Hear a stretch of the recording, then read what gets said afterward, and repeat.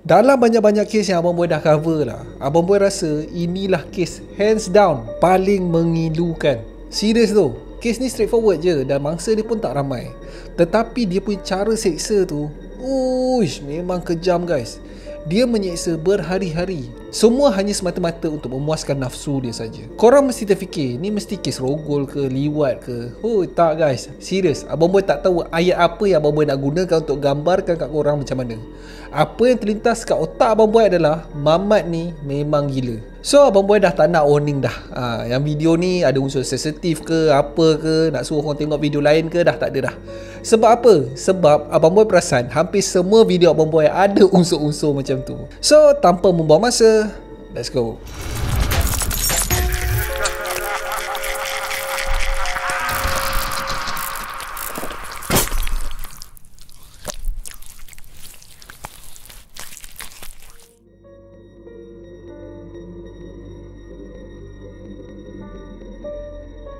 Assalamualaikum, nama aku Bang Boy dan welcome to channel Bang Boy TV, di mana Abang Boy akan mengupas kes-kes true crime, kisah misteri, seram dan pelik yang terjadi di serata dunia. Dan kalau korang berminat dengan benda-benda dark macam ni, korang berada di channel yang paling sesuai untuk orang-orang aneh dan exotic macam Abang Boy ni. Di akhir video, kalau korang suka dengan konten ni, Abang Boy sangat-sangat appreciate kalau korang boleh belanja Abang Boy satu like, dan mungkin juga korang boleh consider untuk subscribe dan tekan bell notification button tu supaya tak terlepas video Abang Boy yang akan datang. Cerita ni bermula pada 3 hari bulan Julai tahun 1994 di bandar Baraboo, Wisconsin. Seorang remaja lelaki yang berumur 14 tahun bernama Chris Steiner masuk tidur awal pada malam tu. Dia kena tidur awal sebab dia terpaksa kerja esok pagi di McDonald's berhampiran dengan rumahnya. Pada pukul 6 suku keesokan harinya, ayah kepada Chris membuka pintu untuk mengejutkan Chris. Tapi yang peliknya, Chris tak ada guys. Dalam keadaan pelik, bapa Chris mencari satu rumah tapi still tak jumpa. Bapanya perasan terdapat kesan tapak kaki berlumpur di sekitar rumah. Pintu depan pun tak berkunci. Pada mulanya, ibu bapa Chris beranggapan yang mungkinlah seorang daripada kawan Chris datang dan mereka berdua keluar daripada rumah tu senyap-senyap. Biasalah budak-budak kan, keluar malam melepak rumah kawan main game ke apa ke, itu dah biasa dah. Tapi bila Chris masih tak balik rumah pada petang harinya, mak bapak Chris dah mula risau. Diorang terus laporkan kehilangan. Menurut ibu bapa Chris, Chris bukan jenis yang cari pasal dan bukan jenis orang yang suka-suka nak lari rumah. Diorang yakin yang Chris dipaksa untuk keluar daripada rumah tu. Dalam erti kata lain, Chris telah diculik oleh seseorang. Pada 10 hari bulan Julai, 7 hari selepas kehilangan dilaporkan, mayat Chris telah dijumpai terapung di sungai Wisconsin oleh 2 orang yang bermain jet ski dekat situ. Mayat tu dah mengembang, dijumpai terdampar di tepi sungai tu.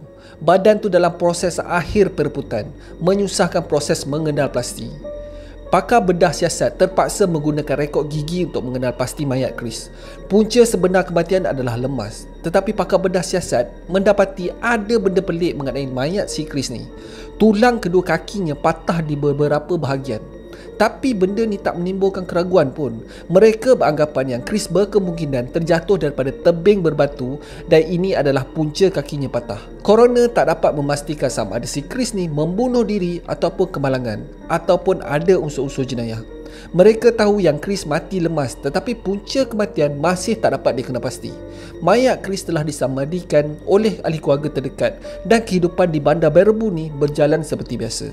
So fast forward setahun daripada kejadian. Pada 29 Julai tahun 1995, seorang remaja yang berumur 13 tahun yang bernama Ted Phillips bersama ibu bapanya baru je berpindah di kawasan perumahan di pinggir bandar Baraboo. Pada malam tu, Ted yang baru je balik daripada latihan baseball sekolahnya tertidur di sofa ruang tamu.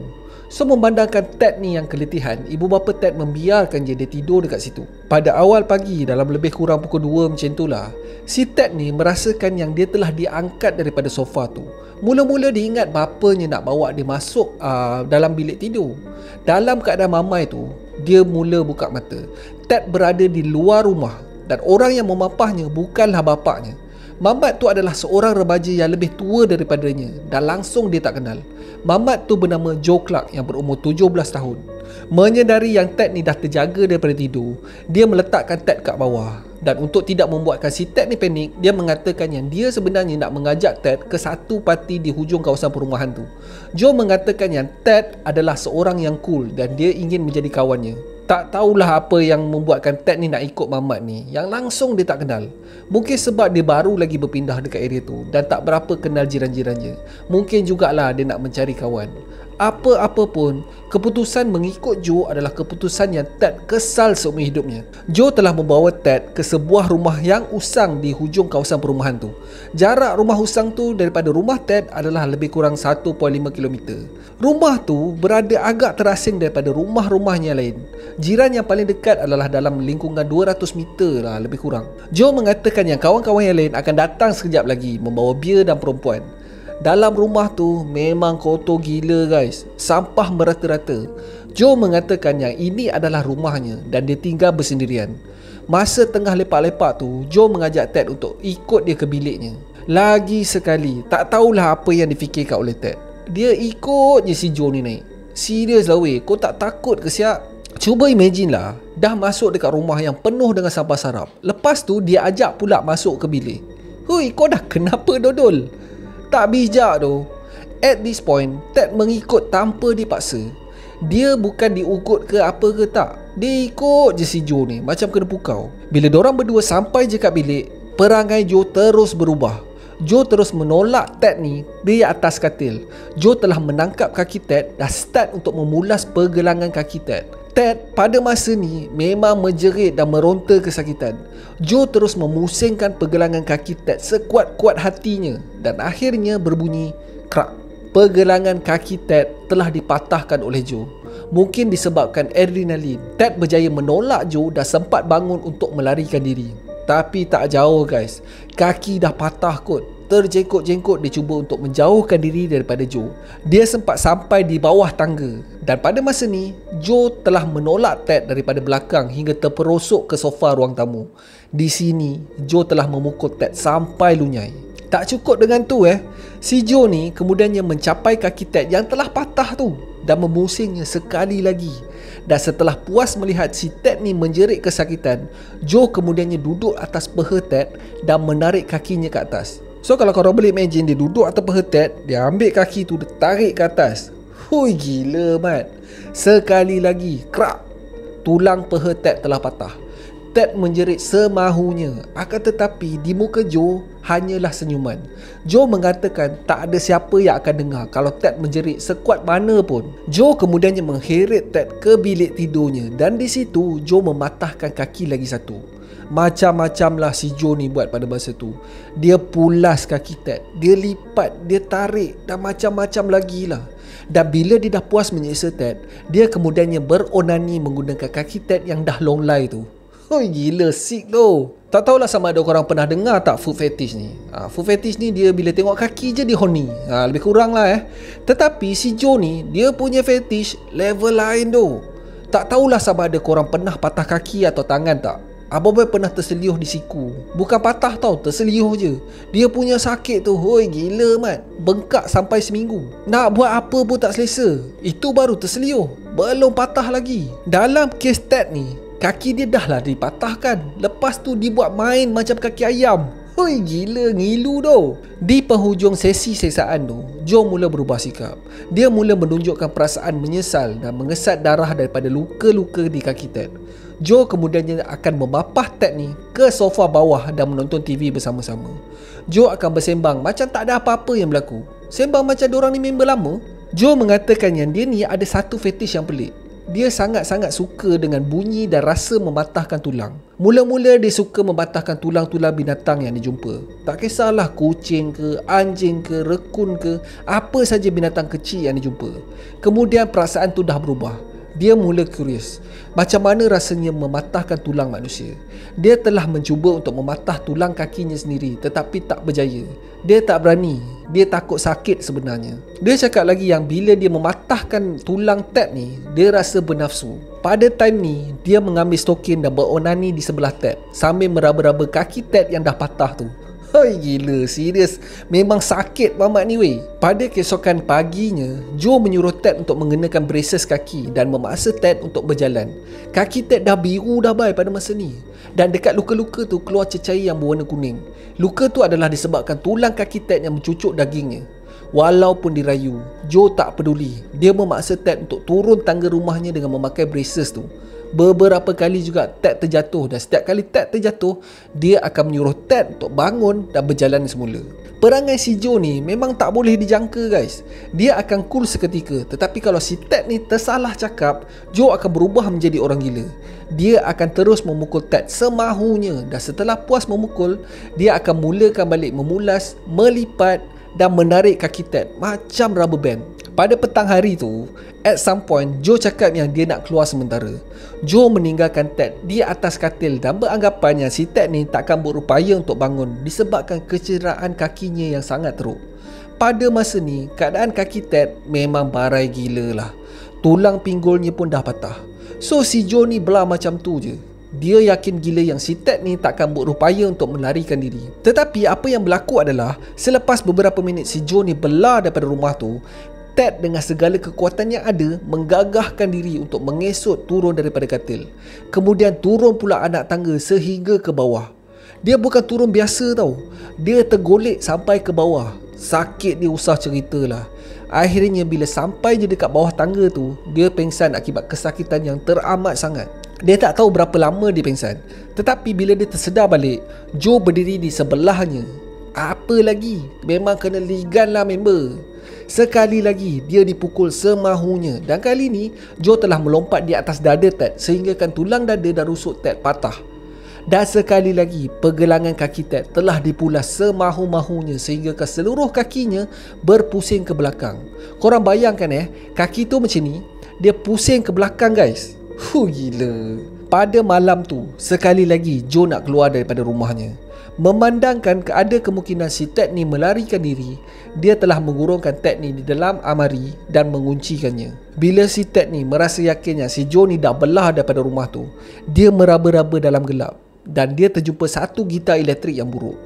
Dia menggunakan berat gitar tu untuk menghempas pintu almari tu sehingga kuncinya terkopek. Sekali lagi Ted mencuba untuk turun tangga dan dengan kedua kakinya yang barai tau. Kali ini dia lebih berhati-hati supaya tidak jatuh daripada tangga tu. Dan apabila dia berjaya turun daripada tangga tu, dia mengesot sehingga ke dapur.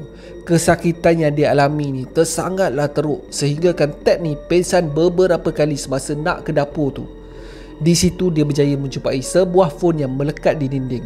Dengan segala kekuatan yang ada, dia menarik dirinya menggunakan kerusi stul untuk berdiri dan mencapai phone tu. Dia tersenyum dan menangis kegembiraan bila dia mendengar dada tone yang menandakan phone tu masih berfungsi. Tanpa membuang masa, dia terus menelefon polis dan melaporkan apa sebenarnya yang berlaku. Ted tak tahu pun dia berada dekat mana sebenarnya, tetapi dia bagi gambaran rumah tu dan dia memberitahu siapa sebenarnya yang menculiknya. Itu pun dah cukup maklumat untuk polis bertindak menyerbu rumah tu. Selepas 43 jam diseksa dan akhirnya Ted berjaya diselamatkan, apa yang ditemui polis sangat-sangat menyayat hati.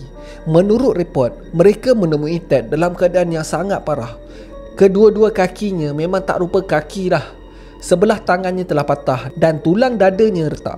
Mulut Ted berlemuran darah dan sekiranya polis lambat je sikit, Ted berkemungkinan akan mati. Ted digegaskan ke hospital dan menerima rawatan intensif untuk menyelamatkan nyawanya. Setelah keadaannya stabil, Ted berupaya untuk memberi keterangan kepada polis tentang apa yang berlaku kepadanya. Tak berapa lama kemudian, Joe Clark telah pun ditahan. Dekat dalam bilik Joe ni, polis menjumpai ratusan stokin yang berwarna putih. Dan yang paling disturbing adalah apa yang polis jumpa di dalam notebook. Ada 3 helaian kertas di mana 80 nama remaja dibahagikan kepada 3 bahagian. Satu bahagian berjudul Go Get Now atau dapatkan sekarang. List kedua berjudul Can't Wait. Dan lagi satu list berjudul Lake Thing. Dan nama Ted terkandung pada list nombor 3 ni. So kita tahulah apa yang dimaksudkan dengan leg thing. Menurut Ted lagi, Joe telah mengaku yang dia telah menyeksa dan membunuh 2 orang sebelum Ted. Salah satu nama yang Joe mention adalah Chris Steiner. Lagi satu Ted tak berapa nak ingat.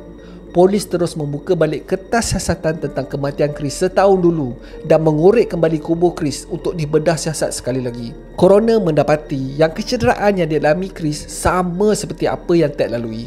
Kakinya telah dipatahkan dengan sengaja. Polis merumuskan yang setelah Joe dah bosan dengan mangsanya, dia mencampakkan Chris dekat dalam sungai dan membiarkan Chris mati lemas. Chris dah tak boleh berenang guys. Kaki dia dah barai. Macam mana nak berenang weh? Semasa sesi soal siasat, Joe mati-mati tak mengaku yang dialah orang yang bertanggungjawab menyeksa dan membunuh Chris. Dia mengatakan yang dia tak pernah pun berjumpa dengan Chris. Sama juga dengan Ted. Dia tak mengaku menculik dan menyeksa Ted. Dia cakap ada orang lain yang bertanggungjawab.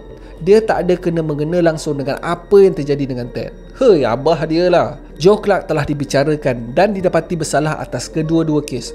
Menculik, menyeksa dan membunuh Chris Steiner. Dan menculik dan menyeksa Ted.